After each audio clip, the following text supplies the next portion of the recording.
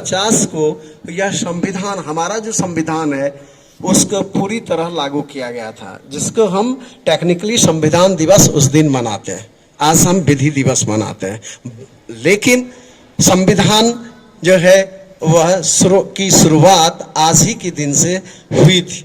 इसलिए आज हमारे लिए, हमारे देश के लिए, हमारे देश के वर्तमान भविष्य सबके लिए एक बहुत एक पुण्य दिवस है, बहुत पुण्य तिथि है, जहाँ से हमारे देशवासियों को, हमारे देश को एक दिशा मिली, एक दशा मिली, और हमें कुछ करने के लिए, हमारे देश को आगे बढ़ाने के लिए सारे लोगों में एक प्रतिबद्धता मिली कि देश को एक बेहतर भारत, एक बेहतर देश, हमारा देश जो एक सोने की चिड़िया कहलाती थी, फिर उस अपने गौरव को हम पुनः प्राप्त कर सके। उसके लिए यथासंभव एक बेहतर समाज का निर्माण, एक नॉलेज बेस्ड सोसाइटी, एक ज्ञानवान समाज का निर्माण करे, एक मॉडर्न सोसाइटी का निर्माण करे, एक आधुनिक वैज्ञानिक सोच वाली, दृष्टि वाला आधारित, और एक ऐसा भारत का निर्माण करें जिससे हमें सामाजिक न्याय के साथ विकास को प्राप्त कर सके, ताकि हमारे देश में हमारा जो उद्देश्य, हमारे संविधान का, हमारे संविधान की प्रस्तावना का जो उद्देश्य है, जो एक बेहतर भारत, एक स्वप्निल भारत,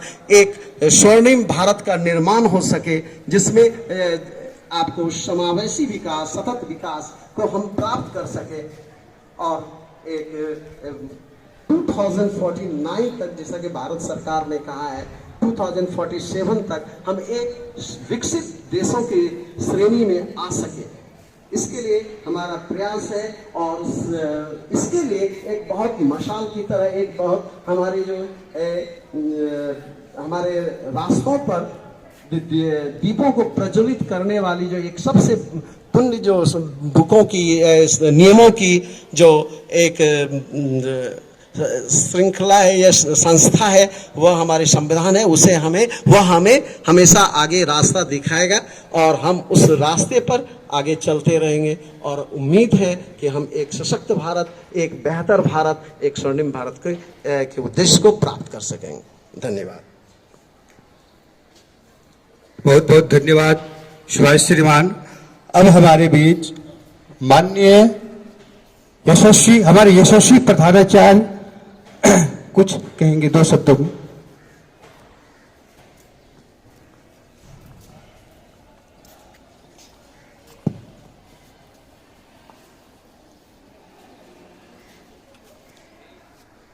श्रद्धेय आचार्य वृंद, प्यारे छात्रों, 2 शब्द कहने की अनुमति मुझे मिली है, तो मुझे लगता है कि भारत माता की जय बोलकर बंद कर देना चाहिए। पर केवल भारत माता की जय बोलने से काम नहीं चलेगा। भारत माता की जय सदा हम लोग करते रहें, इसके लिए लगातार प्रयास करने की जरूरत है। हम सब जानते हैं 15 अगस्त 1947 के पूर्व भारत माता की जय बोलने वालों को सजा दी जाती थी, कठोर सजा दी जाती थी, और यह एक मंत्र बन गया कि भारत माता की जय बोलते हुए हजारों हजार भारत के वीर, आजादी की लड़ाई में लड़ने वाले योद्धा शहीद हो गए, लेकिन इस मंत्र को कोई दबा ना पाया। 15 अगस्त 1947 को जब अपना देश आजाद हुआ, येन केन प्रकारेण भारत का काम चलना प्रारंभ हुआ, और देश तो आजाद हो गया, अपना कोई संविधान नहीं था। इसके लिए विचार किया गया कि अपने देश में अपना संविधान हो। इसके लिए कई बैठकें हुई, समिति बनी। समिति बनने के बाद यह निर्णय हुआ कि भारत का संविधान भारत की आवश्यकता के अनुरूप हो। 47 में जब देश आजाद हुआ तो उस समय अनेक प्रकार की समस्याएं भारत में थी।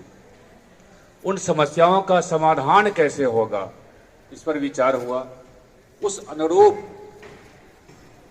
संविधान हुआ। सबको समानता का अधिकार नहीं था। फूट डालो शासन करो की नीति पर अंग्रेज अपने भारत में शासन कर रहे थे। सभी वर्गों को अलग अलग बांटकर हमें कमजोर कर दिया गया। हमारे देश की संस्कृति को कमजोर कर दिया गया। लेकिन धीरे धीरे जब आगे बढ़े तो अपनी संस्कृति को भी हम लोगों ने मजबूत किया और चतुर्दिक विकास के लिए भी प्रयास किया। भारत का भविष्य कैसा होना चाहिए, श्रेष्ठ भारत कैसे हो। काफी चिंतन मंथन के बाद विश्व के कई देशों के संविधानों के अध्ययन करने के पश्चात 2 वर्ष 11 महीना 18 दिन के बाद एक संविधान तैयार प्रस्तुत कर दिया गया 26 नवंबर 1949 में। देश तो आजाद पहले हो गया था, तो विचार हुआ कि अब इसे प्रस्तुत कर दिया जाए। फिर भारत के कुछ विद्वानों ने विचार किया कि नहीं, 1929 में रावी नदी के किनारे एक संकल्प किया गया था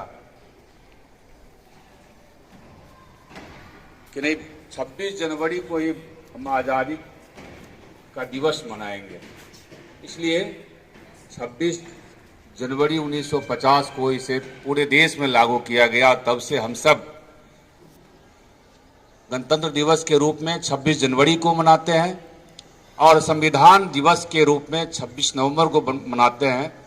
लेकिन इस बार जो 26 नवंबर है वह रविवार का दिन है। इसके कारण एक दिन पूर्व हम सब संविधान दिवस मना रहे हैं और पूरे भारतवर्ष में यह विचार आया कि भारत के संविधान की खूबसूरती की चर्चा समाज में बच्चों के बीच की जाए ताकि उसके संदर्भ में जान पाए।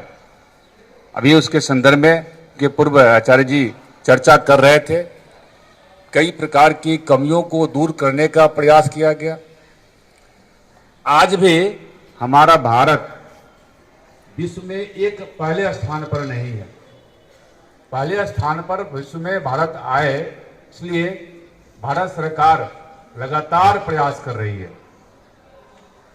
आप सबको याद होगा कुछ दिन पूर्व एक निबंध बच्चों से लिखवाया गया था कि 2047 का भारत कैसा हो। आप कैसा भारत देखना चाहते हैं? देखिए, आप किस प्रकार के भारत को देखना चाहते हैं?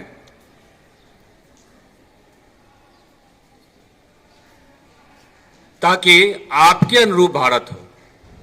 और उस पर विचार हुआ, मंथन हुआ, कई प्रकार की योजनाएं आई।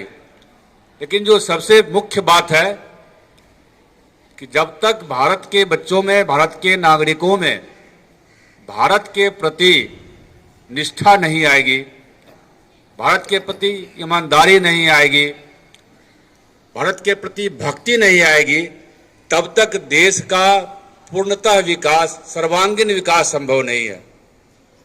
अतएव भारत के बच्चों के अंदर भारत भक्ति आए, भारत भक्ति की भावना से वह ओतप्रोत हो।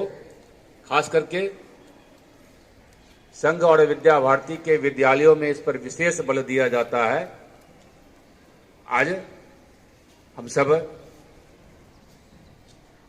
संविधान दिवस मनाने के निमित्त यहाँ उपस्थित हुए हैं और इसमें भाग लेने वाले सभी आचार्यवृंद को साधुवाद, भैया बहनों को भी धन्यवाद।